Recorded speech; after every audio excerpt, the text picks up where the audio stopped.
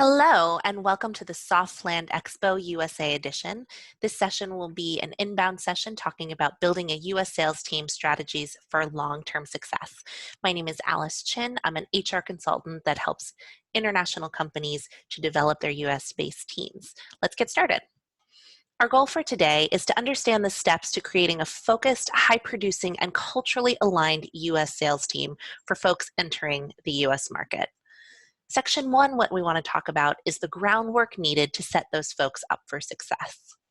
Before you hire anyone, whether you're hiring a consultant or a full-time employee, we want to make sure that you have the following things set up. First, a high-quality CRM to capture all potential customer and client information and to provide reporting for you on deal success. Next is clear revenue targets for the first year of US sales, ideally broken down by quarter. Often we see someone come in with a number for the year, but they're not really thinking about how that maps over the year and will grow. And we want to think about a lower number at the earlier quarters, higher number at the later quarters. A sense of deal stages for each a qualified sale. What we mean here is what are the steps you want someone to take in order to make a sale? You probably already have this from the market that you're coming from. Do any changes need to be made for the US? Do we start with a call? Do we start with marketing? Do we do a proposal for each client, or is it a demo? How do those steps work, and what are those steps?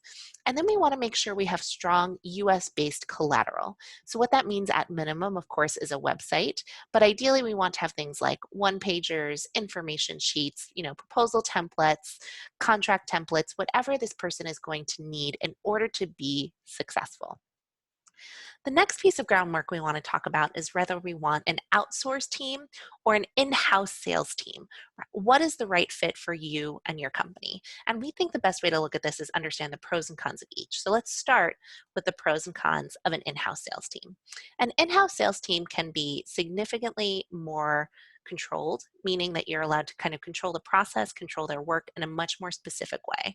For a lot of companies, particularly where there's a lot of education in their sales or the product is very specific, this can be really helpful.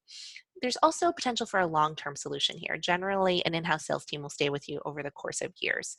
So this would give you an opportunity to really invest in people who will stay and build your company with you. The cons is that it can be timely and or expensive to set up to have employees in the US. You will, no matter what model you work with, have to have essentially a corporation set up in the US in order to do this. So that can be sometimes time consumptive, sometimes expensive, sometimes both, depending on the model you take to engage that way. You will certainly need to be able to manage this person. So particularly when time zones are such that you're on opposite ends of the world, that management can sometimes mean that we're losing days or losing time. So you want to be thoughtful about managing your first employee if you're doing that from abroad. And then finding talent with a specific expertise in opening a new market can sometimes be challenging. That we have lots of qualified salespeople, but finding someone who's really done this international market entry can sometimes be challenging. The pros and cons of an outsourced sales team, pros being that you're able to start fractionally, right? You can start small. You don't necessarily have to make that huge upfront commitment to having an employee. And then you're also able to use their expertise in developing a sales process, collateral, a customer base, as well as often market entry. And we have a lot of fantastic partners in the Softland Partners community that can really act in this capacity and help you make new market entry. Cons, generally, this is not a permanent solution. So you'll be kind of starting a model. You'll be using a lot of the same collateral and process to move to your next model, but it won't necessarily be a model you're building once and only once. And then also it can be expensive to scale. Generally, an outsourced sales team, if you want to kind of increase your capacity with them over time, if you kind of grow very quickly or anticipate very quick growth, can be challenging from a financial perspective if you want to stay with them. So overall, our recommendation is that you begin year one with outsourced talent to validate your product and process, and particularly to help with that US market entry, and then move to in-house talent in years 2 and 3. So let's talk now about how you find the talent that you want within your company. Finding year one talent, of course, is where we start. And like we just mentioned, we like to kind of think of year one with that real market entry focus, that process focus, a little different than years 2 and 3 when we're really focused on building. In year one, you might want to consider a few different types of roles. First is that outsourced sales consultant we talked about. These are generally companies that have different sales managers that can help you with that entry process, as well as kind of getting established in a new particular market. These can sometimes be specific to a market in the US, so you may want to think about where you want to start in the US. An account executive or inside sales representative with experience in your industry is an option if you want to go with a first internal hire. Many of our clients really like this approach because they really want that person who's going to be doing the day-to-day sales to be their first hire.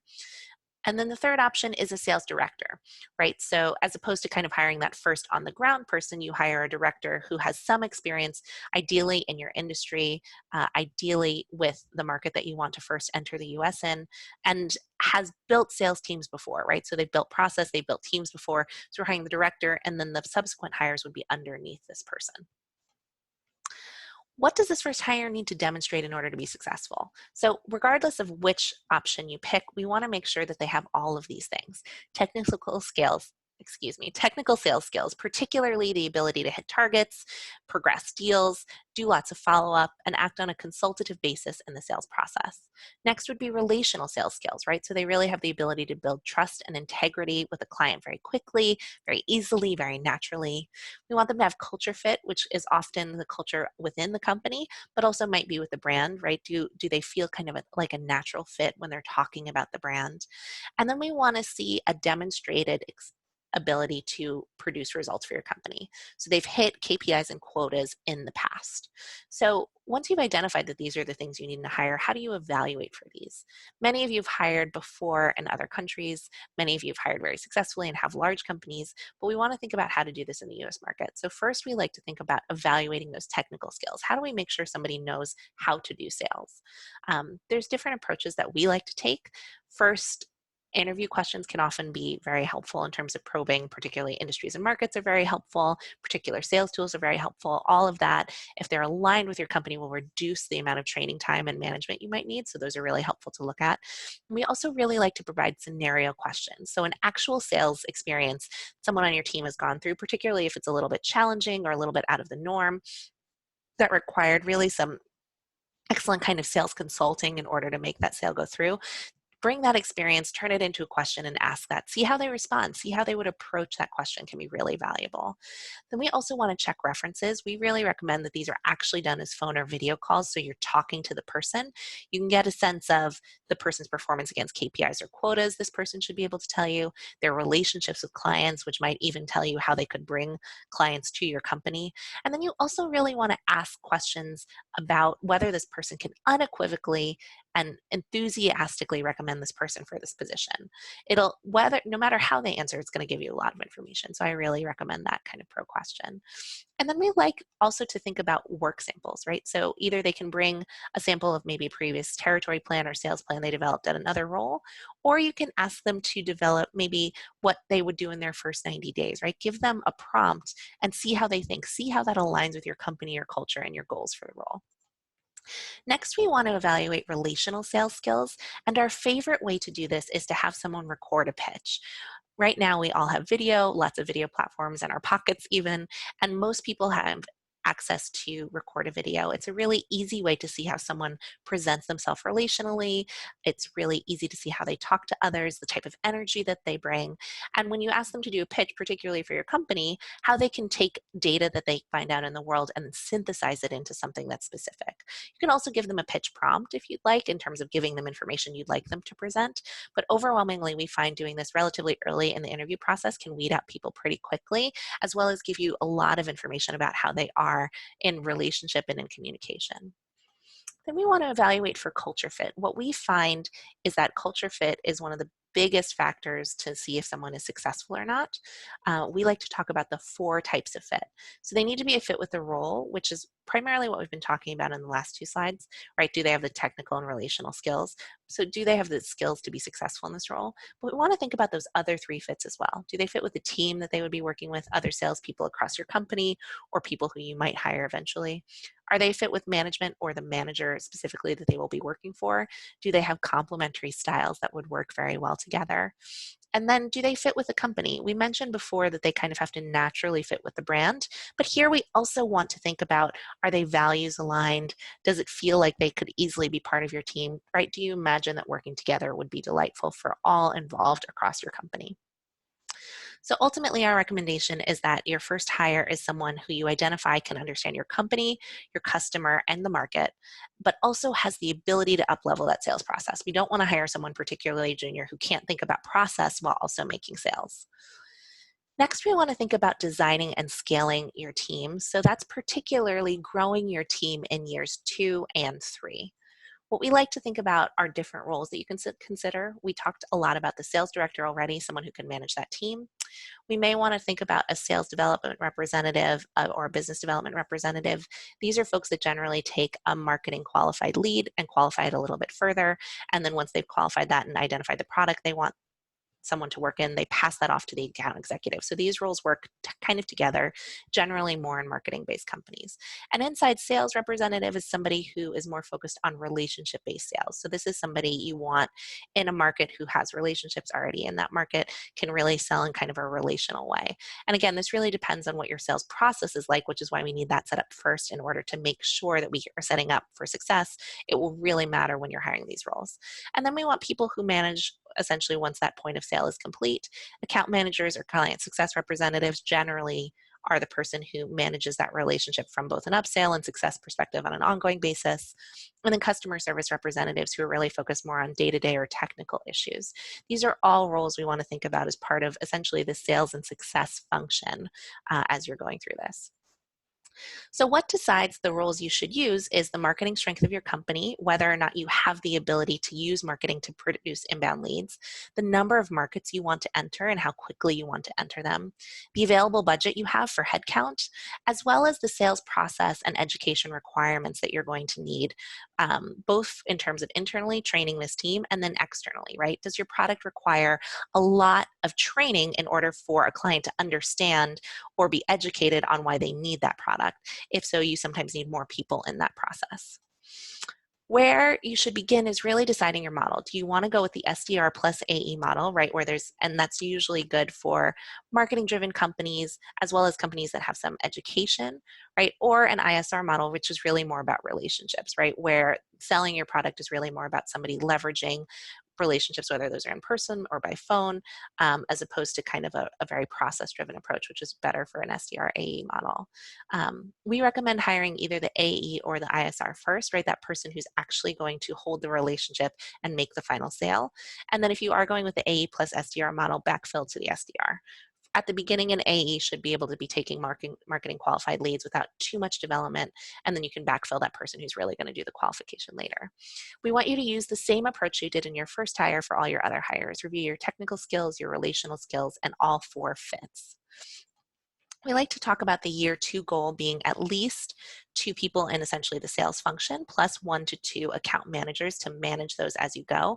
A lot of this is very math-based, and if you want to ask specific questions in the chat, I'm happy to answer how we would arrive at particular ratios of how many salespeople to account managers and talk about your specific experience. A lot of that is data-driven, but this would be our general recommendation.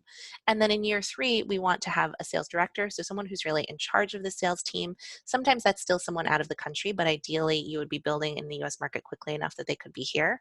And then at least 4 salespeople, depending on your model, that's the SDR plus AE or ISRs, and then 2 to 4 additional account managers. Generally, the ratio of 2 salespeople to 1 account manager is manageable in your second year. Sometimes in your third year, really kind of depends on how quickly you're scaling up and how much personal attention you want your account managers to have with your ongoing clients. Poaching talent is something that's not very common outside of the US, so we do like to talk about it here. It is a common US practice that you would essentially court the employees of your competitors or other people in your field and see if they want to jump to your company.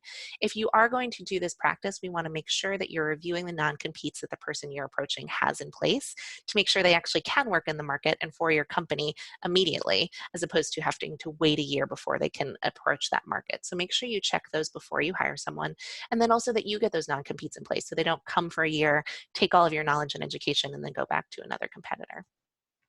Ultimately, our recommendation is that you find talent with experience in your industry and market and set them up for success from day 1 with a clear org design so they know who they're reporting to, a clear sales process that was developed in year 1, and quotas and KPIs from day 1. If you have questions about the types of quotas and KPIs you want to put in place, I'm happy to answer those questions in the chat as well. So the final section we want to talk about here is how to create a sales team and culture that works for you. Compensation structure is extraordinarily important. In the US, we need to have base compensation and health benefits to get high quality candidates. Optional things include commission, bonus, additional benefits. You also want to think about administrative costs such as tax and overhead, which generally we want to aim for somewhere between 15 and 30%, but if you aim for 20 to 30% in your budget, you'll definitely need it. Another few things to think about in terms of your culture. Do you want a competitive versus a collaborative culture? Competitive being more like a leaderboard, collaborative more being like everyone works together. We find a lot of our countries entering the US aren't used to the US kind of competitive US sales culture, so think thoughtfully about that. Do you want to have a regional or a national model, right? Are your salespeople able to develop leads anywhere or in a particular region? A lot of people start at a national model and move towards a regional model as time goes on. And then you want to make support available for all, right? Make sure you have strong management, sales director, trainings, a knowledge base for folks, regular check-ins, and regular team meetings to support them. Ultimately, we want you to build a sales culture that includes processes and supports for long-term success. Thank you so much for attending this presentation. I hope it was helpful for you. I would love to stay in touch, and my contact information is on the screen, and I look forward to seeing you in our sandbox session.